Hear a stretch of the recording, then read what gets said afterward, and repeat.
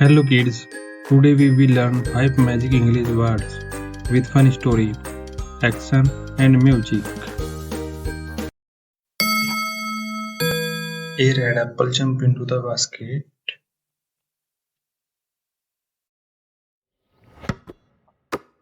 A black and white ball rolls on the floor.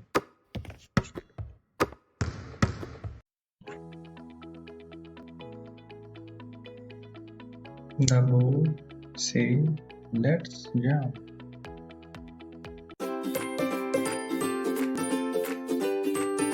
The apple smiles at the ball.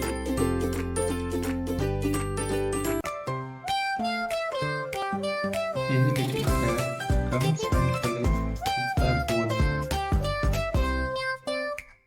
ball. Kids, show me apple. Now jump. Who can smile? Apple ball jump and smile. Cat is playing all the while.